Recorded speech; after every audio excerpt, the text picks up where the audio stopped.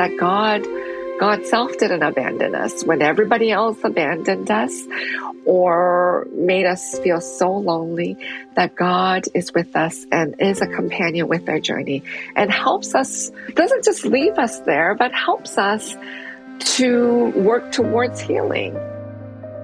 On In Good Faith, we believe that all faith traditions have something to teach us about how God is working in the world and in our lives. So join us to listen, learn, and be amazed. Today on In Good Faith, we're talking with the authors of a book with a most intriguing title. Hi, I'm Stephen Cap Perry, host of In Good Faith, in studio with senior producer Heather Bigley. Hello. Heather, this title of the book, Surviving God, it almost at first sounds like, wow, I'm blaming God for this thing that happened, but somehow I made it through. Yeah, the book title actually has two meanings, and the authors told me about how one is, can you survive God in the way that you've been told he is represented to you? And the other is, God survives with you. So, yeah, it has multiple meanings. So Surviving God, subtitled, this provides some light, a new vision of God through the eyes of sexual abuse survivors. And while we will not be graphic in any way, we want you to know that's the content we're dealing with today. This is written by Reverend Dr. Grace G. Sun Kim, who's a professor of theology at Earlham School of Religion and is an ordained minister in the Presbyterian Church. And also her co-author is Dr. Susan M. Shaw, who is a professor of women, gender, and sexuality studies at Oregon State University. And I felt like this is such an important work. How do people who've been harmed in this way maintain a relationship with God, especially, and their book is much focused on, especially victims who've been hurt by church leaders. If the people who are teaching you about God are the people who are also traumatizing you, how do you find God, really? And so for me, I thought, we've got to talk about this, because here are earnest people. They don't want to turn away from God. They don't want to walk away from their faith.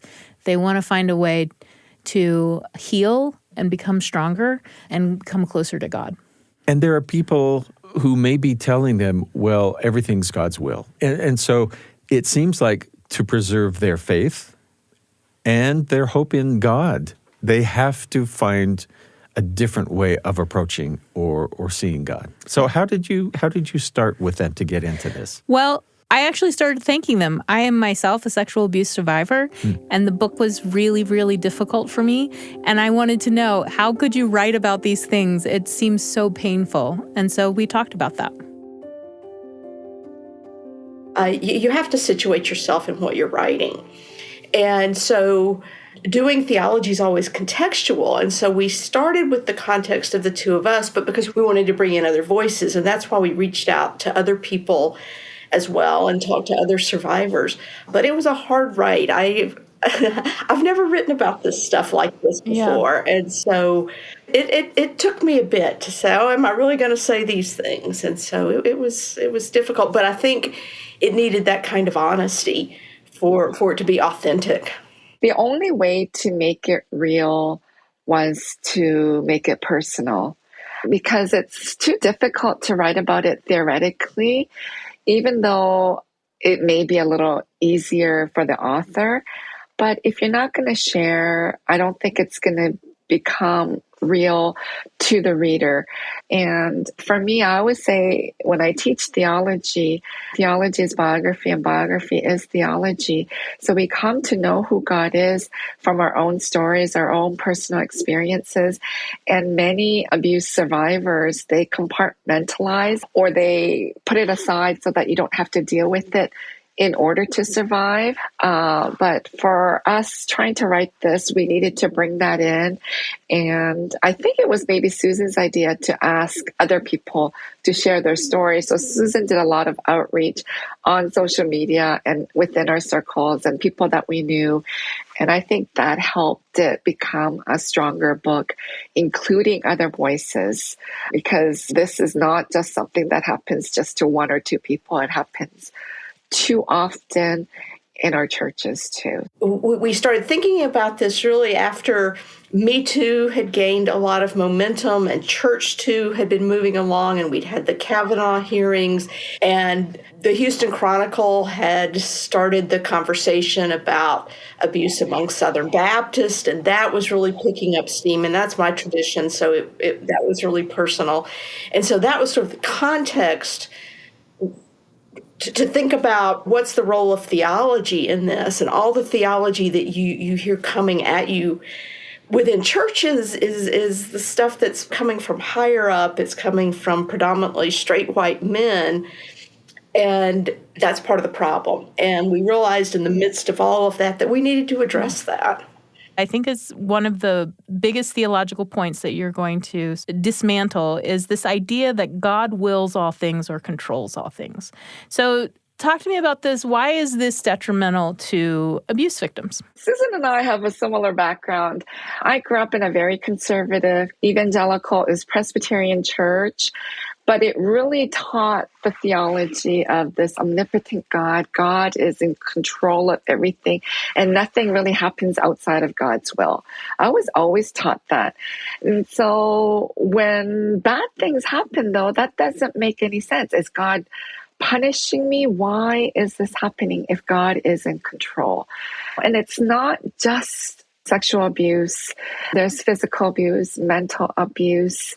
Maybe someone was murdered, a friend, or your mother has cancer. There are bad things that happen. And to worship or believe or teach or preach about a God that is in control and is in control that your father will die of diabetes or something, it doesn't make sense, because we have also experienced this God who is loving, gracious, merciful, forgiving, is with us in our suffering. So we really needed to tackle this theology of a God who wills this, because as a Christian, I cannot accept that any longer. And, how can we continue to be a Christian if God had willed this abuse upon us and so many people around us and so many silent people who will never share, who are unable to share or don't have a platform to share? And to my surprise, we did a lot of who God is in the book. How we view God really determines how we kind of understand church, understand the world too.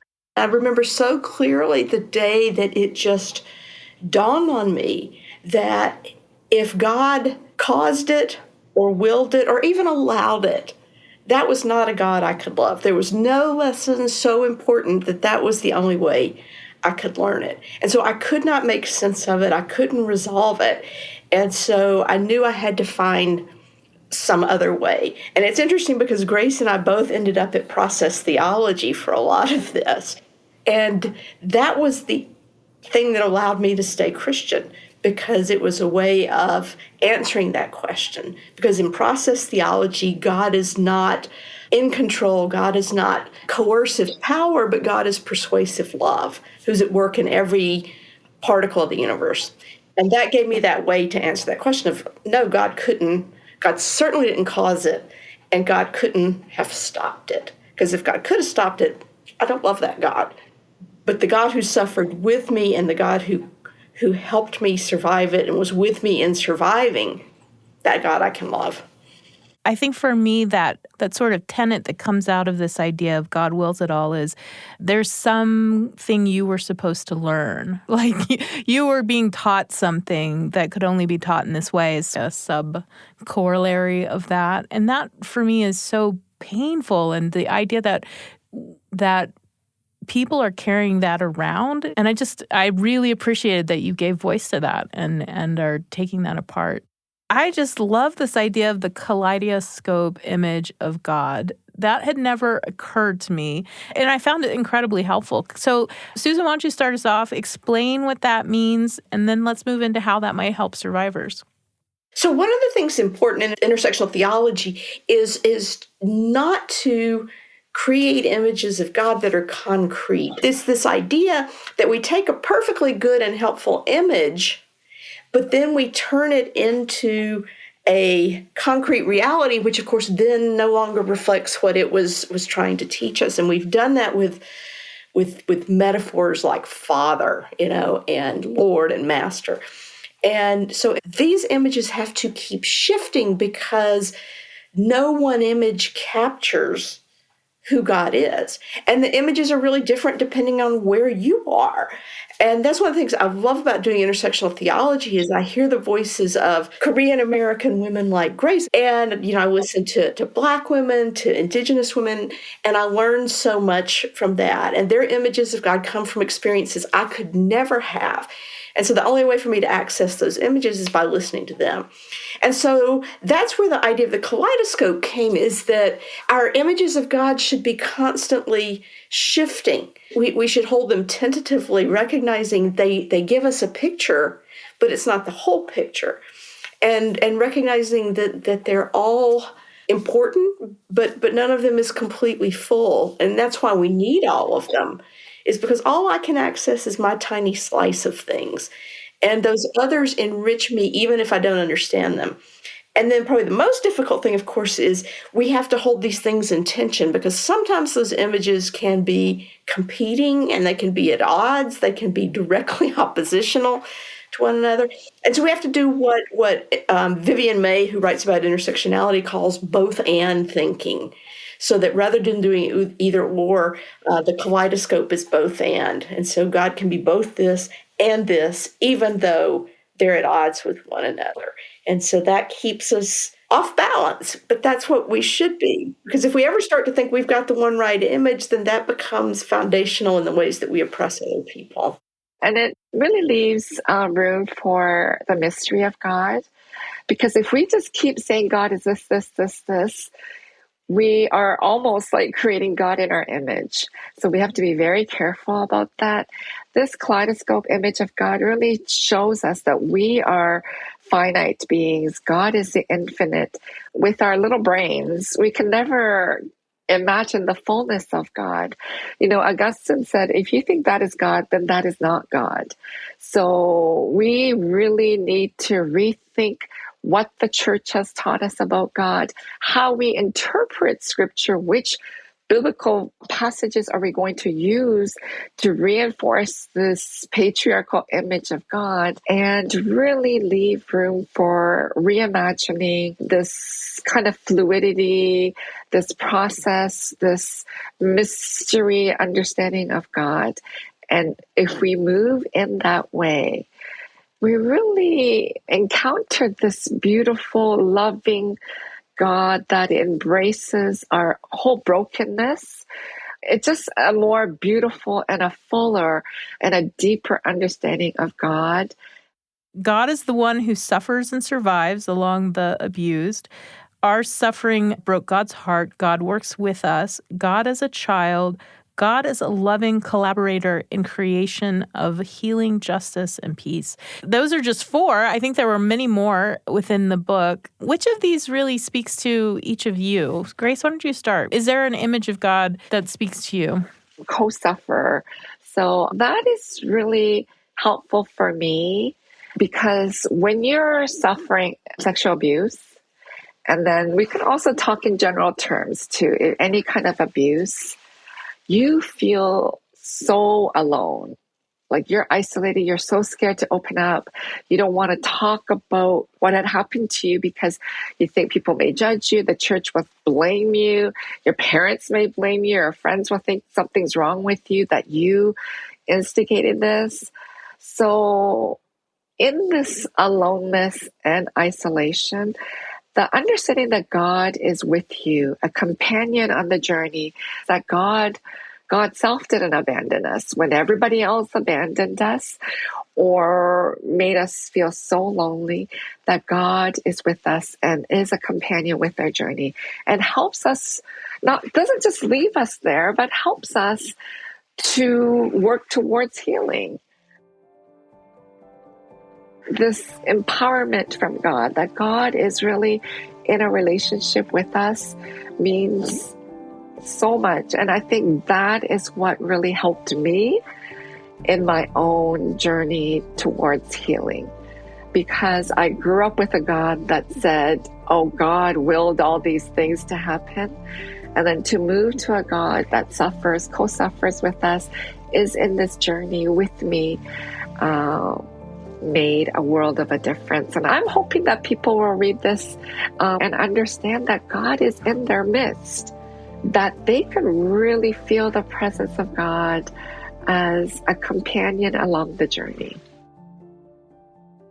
As I mentioned, process theology was what allowed me to stay Christian. And it's actually, this is even behind what Grace was saying, because in process theology, the image of God that meant the most to me was God as the quantum energy of the universe.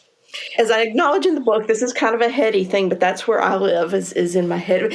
What that means is that God is in every particle of the universe. God is the energy that makes up the universe.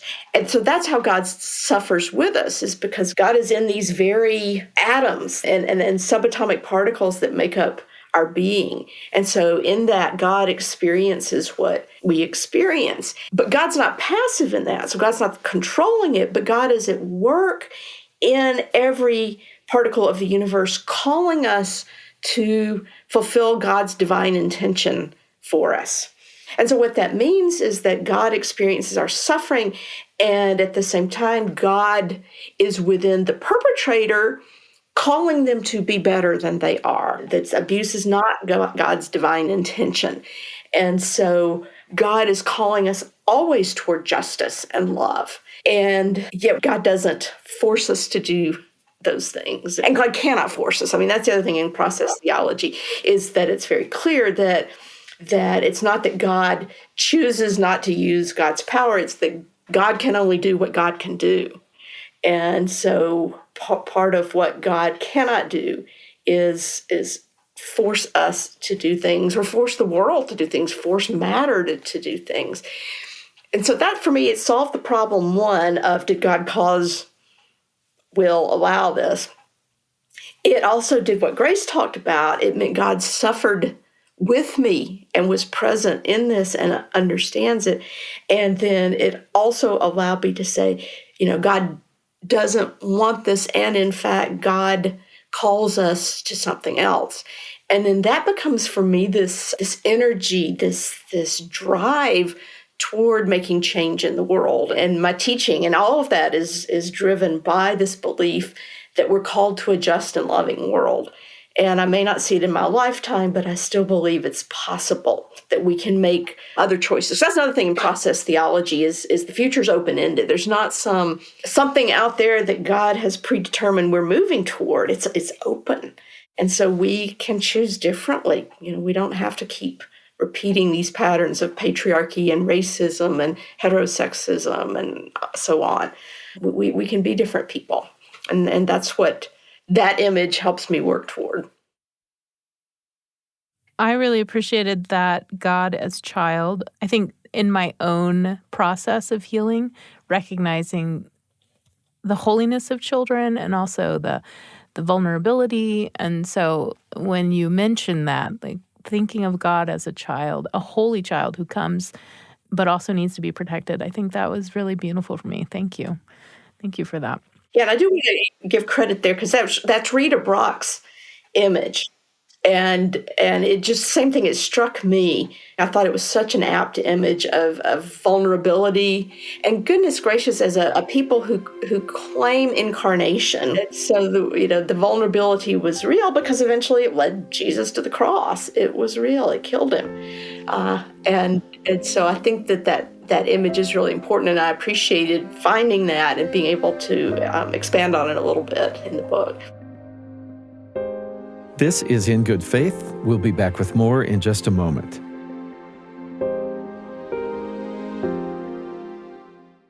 I'm Stephen Kapp Perry, host of In Good Faith. We have another podcast in our BYU radio family of podcasts. It's called The Appleseed. It's a way to take a journey anytime you would like, with stories, nationally known storytellers telling everything from folk tales and fairy tales, personal stories, and family tales. It's a great way to get everybody laughing or thinking about some particular topic and it almost always leads to conversations in the family. If you hit pause after a story and say, what did you think about that? And boy, what does that remind you of?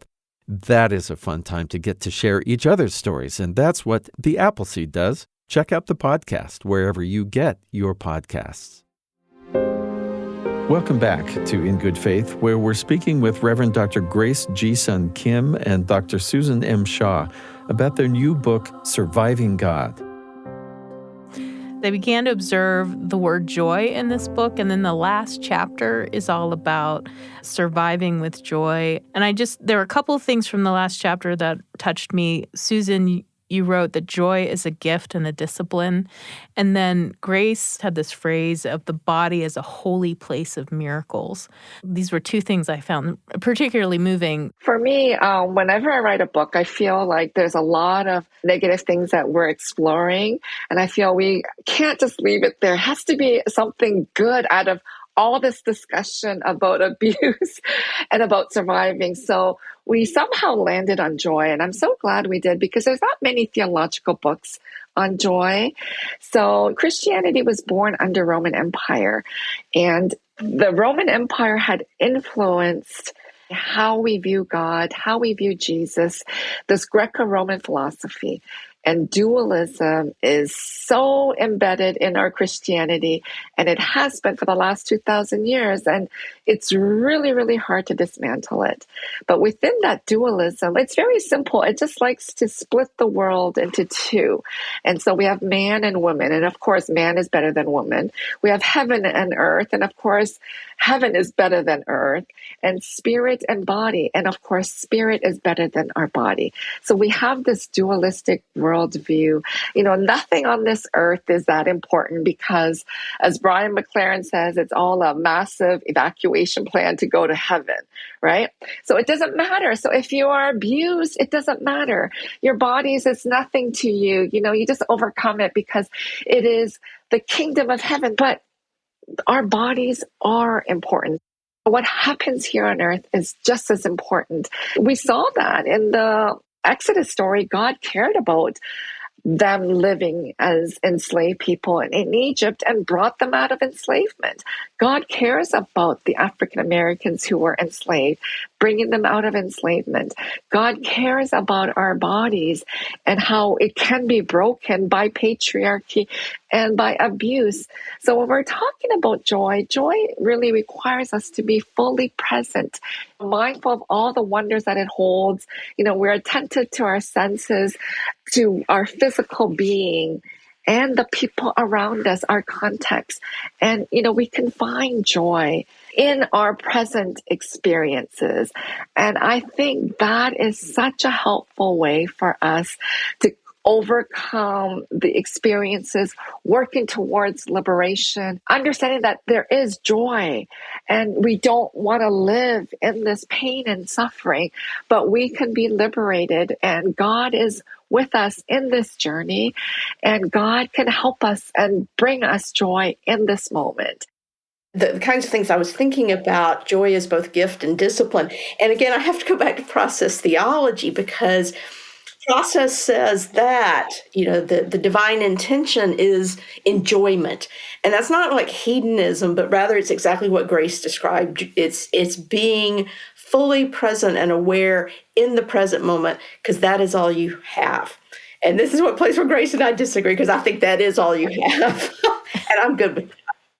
It is gift in that sometimes it just comes upon us. It's like I can be driving along and I'm listening to my tunes and ABBA comes on and I'm just overwhelmed with joy, and it is just a moment of time out of time where it's just joyous.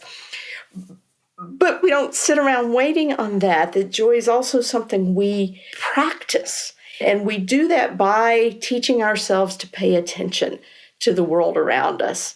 And so for me, it's trying to be fully present in every moment, aware of my body, aware of what I'm feeling, aware of what I'm experiencing, opening myself up to it. I can take myself to this place by just thinking about going back to, particles and all that. I mean, the very particles that make up our bodies have existed since the Big Bang. And so who knows what they've been? I mean, how amazing is that? How can that not just send you shouting hallelujah all your days to know all this goes back to the universe, and who knows what else it will become? It'll nourish a little plant or a little animal. It'll become part of the universe in a different way. And for me, that's a kind of immortality, and I can live with that. I can have my particles become another star or something like that. When the sun expands and takes in the earth and we become part of a supernova or something. I like that. That was Heather Bigley speaking with Reverend Dr. Grace Ji-Sun Kim and Dr. Susan M. Shaw, the authors together of Surviving God, a new vision of God through the eyes of sexual abuse survivors. I learned a lot in this, and especially I was curious all the way through about what are the things that help them heal or find what they would consider maybe a more correct understanding of God. This idea that God is not willing horrible things to happen to you, that God is in fact suffering with you. He's next to you as you go through these things. And I was also, this was a new idea for me, that idea of the kaleidoscope God. Yeah. Never heard those words before. And we can focus on a God who is a holy child, who is vulnerable, or we can focus on a God who is a caring nurturer, but just being able to hold those things in tension and explore who God is further. And that God is bigger than maybe just a glorified grandpa down the street. The idea of the kaleidoscope, that it's always changing and it's nothing that you can just nail down forever. It and God are beyond what we can take in. Right. And I have to say, I love Susan talking about, for her and her theology at this moment, she's really comfortable with imagining her immortality being returning to the earth and returning to feed something else. Yeah. That to me is lovely. And the idea that our bodies are important. I mean, they hold our feelings and they're connected to our spirits, and that they were talking about it's not spirit good, body bad, because things happen to our bodies that affect our spirits. They are intrinsically bound to one another. Yeah. And the idea that our bodies are a holy place of miracles, right? And I think that's a healing thing too, is to learn how to be in control of your body and do wonderful, amazing things with your body, right? For some women, that's having children. For some women, that's having a passionate relationship with your spouse. For other people, I mean, it can look like so many different things. But the idea that your body is a place of miracles, that's a wonderful idea to share with someone who's healing. And hopeful that they seem to have come to a place of joy. Many thanks to Grace Kim and Susan Shaw for speaking with Heather. This episode was produced by Heather Bigley. Our production team includes Leah King, Katarina Martinich, and Josh Orton. Our post-production sound designers are Mark Hansen, Daniel Phillips, and Carly Wilson. In Good Faith is committed to the idea that we all benefit from hearing people of widely varying backgrounds share their personal experience with faith and belief. In fact, we think people with such experience deserve some of our best listening. We'd love you to spread the word about In Good Faith. Any episode you listen to, you can easily share with a friend, and be sure and leave a comment or review at YouTube, Spotify, Apple, wherever you get your podcasts. Find us on Twitter at In Good Faith Pod, on Instagram and Facebook, In Good Faith Podcast. On YouTube, youtube.com/@in-good-faith. In Good Faith is a production of BYU Radio. I'm Stephen Cap Perry. I hope you'll join me again soon, right here in Good Faith.